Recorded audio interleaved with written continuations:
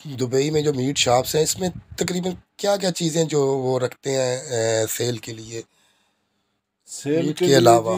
एक तो आप वज़न करके काट के देना शुरू कर दें ना, तो आपने उसमें जाना है ज़बाखाने में जाना है ना, वो नहीं है कि जैसे आपने 10-20 बंदे रखे हैं, गाड़ियाँ रखी हैं, इसमें कोई वो जो है ना जिस परेशानी वाला 3 से 4 घंटे की आपकी ट्रेनिंग होती है, उसमें आपको सिखाया जाता है कि ये जो आपके पास कोल्ड स्टोर हैं, फ्रिज हैं।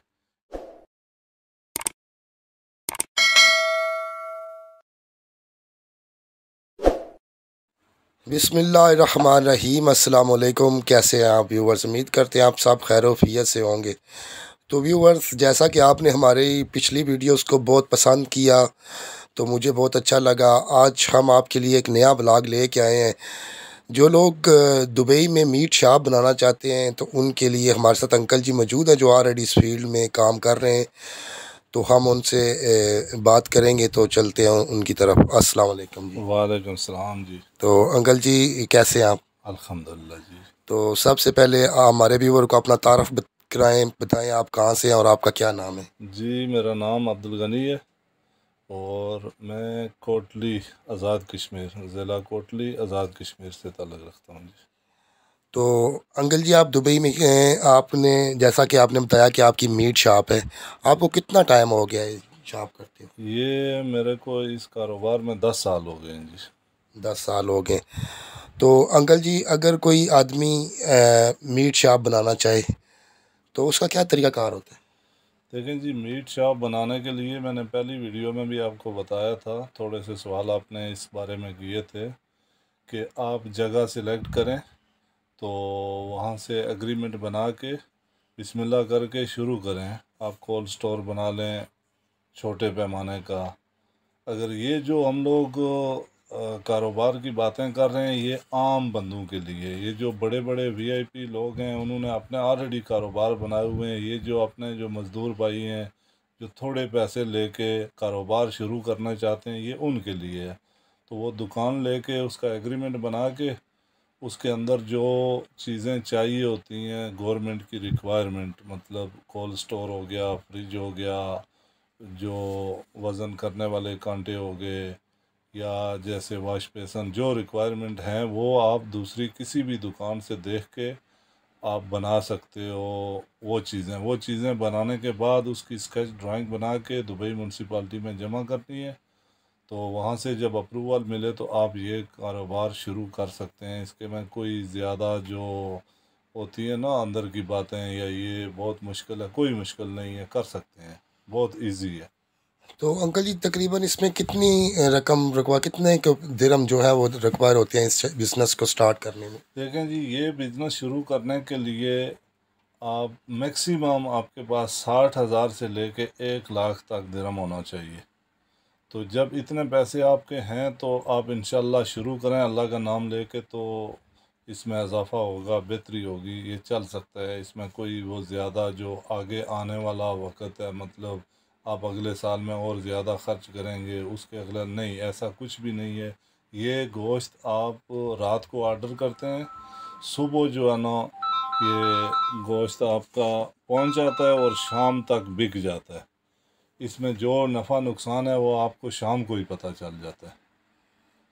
तो अंकल जी, इस दुबई में जो मीट शॉप्स हैं इसमें तकरीबन क्या क्या चीज़ें जो वो रखते हैं सेल के लिए, सेल मीट के के लिए जी, अलावा? एक तो आता है जो गोश्त पाकिस्तान से आता है, जानवरों का, जैसे गाय का हो गया, भेड़ों का हो गया, ये रखते हैं। फिर बकरे रखते हैं, मुर्गी रखते हैं, और मुर्गी के जो लीवर है, बकरे के गुर्दे हैं, लीवर है, और पाए हैं, ये सब चीज़ें इसमें होती हैं। ये गोश्त में ही आ जाती हैं। गोश्त के रिलेटेड कोई भी चीज़ है हलाल, आप उसमें रख के बेच सकते हो। कोई उसमें वो जैसे होता है ना कि ये चीज़ आप ना रखें, ये ना रखें, ये ना रखें, ऐसा कुछ भी नहीं है। गोश्त के रिलेटेड जो भी चीज़ें हैं खाने पीने वाली, वो आप रख सकते हो। तो आप मीट शॉप में फ़िश भी रख सकते हैं? नहीं जी, फिश शॉप के लिए या तो शॉप बड़ी होनी चाहिए, डबल, तो या इसका लाइसेंस अलग से अलग छोटी दुकान में बना सकते हो। अगर फ़िश इसमें रखना चाहें तो ये कम से कम डबल दुकान जितनी बड़ी दुकान होनी चाहिए, तो उसमें आप जो है ना ये रख सकते हो। फ़िश भी रख सकते हो, फ़िश का काउंटर भी अलग है, उसके पूरे जो औज़ार हैं, टोके हैं, बाकी चीज़ें हैं, मतलब सेल करने से वज़न करने तक सारी चीज़ें अलग हैं वो। अगर इतनी जगह आपकी शॉप में है तो आप गवर्नमेंट से इजाज़त लेके रख सकते हो, लेकिन जो मेरे नॉलेज की बातें हैं ना, तो वो फ़िश के लिए अलग जो है ना दुकान होनी चाहिए। तो अंकल जी, इसमें ये जो मीट शॉप है, इसमें जो आपका गोश्त आता है वो मतलब उसका वो साफ़ हुआ हुआ आता है, या वो आप लोग यहाँ पे ही कुछ तरकीब नहीं जी, करते यहाँ पे कुछ भी नहीं होता है, बिल्कुल तैयार आता है, वो कवर में होता है। तो वो कवर निकाल के उसको चेक करते हैं जी, साफ़ है, और होता ही साफ़ है, इसमें कोई वो जो है ना है नहीं है।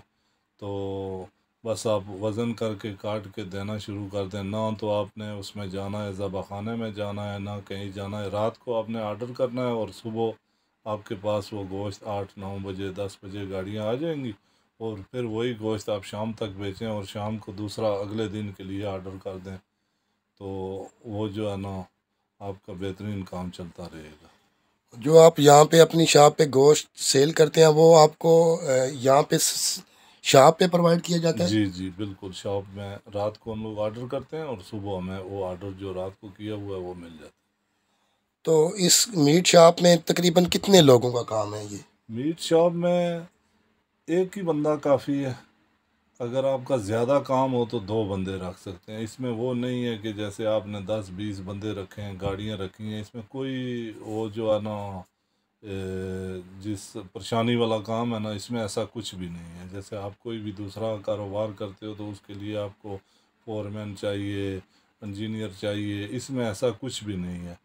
जो सिर्फ सिंपल सा एक बंदा जो है ना, जो गोश्त का काम जानता हो, कारीगर वो रखें। अगर आप खुद करना चाहते हैं तो आपको बंदा रखने की भी ज़रूरत नहीं है, अपना वीज़ा दुकान का ले ले, और जो भी रिक्वायरमेंट हैं, मेडिकल है, जो ट्रेनिंग है, वो सब अपने टेस्ट पास करके आप जो है ना खुद काम कर सकते हैं अपने हाथों से। तो उसमें और भी ज़्यादा बेहतरी होगी। नाम तो आपने किसी को सैलरी देनी है, आप अपने हिसाब से जो चीज़ें रात को ख़रीद रहे हैं वो दूसरे दिन आपको मिलेंगी, आप बेचना शुरू कर देंगे, उसमें भी अल्लाह की ज़ात बरकत डालेगी। अंकल जी, इस मीट शॉप में कौन सी ट्रेनिंग होती है वो? ये ट्रेनिंग जो है ना, ये दुबई म्यूनसिपाल्टी का रिलेटेड एक अदारा है। जब कोई बंदा इस फील्ड में आए तो वो ख़ुद ही मतलब मालूमात हो जाती है कि ये कहाँ पर जाना है। वो म्यूनसिपाल्टी वाले जो ऑफिसर होते हैं वो नंबर दे देते हैं, तो उनका एड्रेस भी होता है, तो वहाँ पर जाके आप ट्रेनिंग ले लें। तो वो ट्रेनिंग में तकरीबन क्या बताते हैं ट्रेनिंग? ट्रेनिंग में 3 से 4 घंटे की आपकी ट्रेनिंग होती है। उसमें आपको सिखाया जाता है कि ये जो आपके पास कोल्ड स्टोर हैं, फ्रिज हैं, इसको कितने टेम्परेचर में आपने गोश्त रखना है। वो सारी चीज़ें जो बंदा ट्रेनिंग लेके आता है तो वो उसके ऊपर नज़र रखता है, कोल्ड स्टोर के ऊपर, फ्रिज के ऊपर, तो उसको 1-2 दिन में समझ आ जाती है जो वहाँ पर ट्रेनिंग ली हुई होती है। और जब फिज़िकल आके यहाँ पर कोल्ड स्टोर और ये फ्रिज के टेम्परेचर देखता है तो उसको पता चल जाता है कि ये इतने टेम्परेचर में रखेंगे तो ये सही रहेगा। ये चीज़ें हैं, इसमें कोई इतना वो ज़्यादा नहीं है। तो अंकल जी, अगर कोई फ्रेशर मीट शॉप बनाना चाहे तो आप उसकी क्या रहनुमाई फरमाएंगे? हम लोग ये जो हमने बातें की ये सब रहनुमाई वाली हैं। तो इसके अलावा अगर किसी बंदे को और हमारी मशवरे की ज़रूरत है तो वो हमसे रब्ता कर सकता है, हमें मिल सकता है, बैठ के बता देंगे। जगह उसने ख़ुद सिलेक्ट करनी है, कहाँ पर उसको बेहतर लगता है। जो दुबई में, दुबई की, मैं तो दुबई में हूँ तो मैं दुबई की बात करूँगा। तो जहाँ पर रहता है, जिस एरिया में रहता है, उसको मालूमात होनी चाहिए कि मेरे जानने वाले यहाँ कितने हैं, दोस्त कितने हैं और यहाँ पब्लिक कितनी है। तो उस जगह में वो दुकान लेके वो इजीली बना सकता है। मैंने सारी बातें आपको बता दी हैं। तो मज़ीद अगर किसी को कोई मालूमात चाहिए हो तो वो भी मिल सकता है, हमें बात कर सकता है, आप कमेंट कर सकते हैं, आप मुझसे पूछ के वापस उसको जवाब दे सकते हैं। तो अंकल जी बहुत अच्छा लगा आपसे बात करके। आपने हमें बताया था कि आप ट्रांसपोर्ट का भी काम करते हैं। नेक्स्ट व्लॉग में हम आपसे इंशाल्लाह उसके बारे में भी रहनुमाई लेंगे आपसे। तो आपके साथ ताल्लुक़ बना रहेगा। तो इंशाल्लाह जी। बहुत अच्छा लगा आपसे बात करके। तो लास्ट में आप हमारे व्यूवर्स को एक पैगाम दे दी। देखें जी, लास्ट में मैसेज यही है, मैं पिछली वीडियो में भी दिया था कि ईमानदारी ना छोड़ें, सच बोलें। तो ये जो आप काम कर रहे हो ना, ये भी सदका जारिया है। आप दूसरों के लिए इतनी मेहनत करके उन तक ये बातें पहुंचा रहे हैं। अगर इन मेरी 100 बातों में से किसी को 2-3 बातें भी पसंद आती हैं या शुरू करता है, तो शायद उसके बच्चों की, भाइयों की रोज़ी लग जाए। तो मैं अपने देखने वाले सब दोस्तों से ये कहना चाहता हूँ कि आप इनके साथ टच रहें, इनके चैनल को जो है ना सब्सक्राइब करें, और बाकी आने वाली सारी वीडियो इनकी देखते रहें, ताकि आपके नॉलेज में इजाफ़ा होता रहे जी। बहुत शुक्रिया जी। बहुत शुक्रिया जी।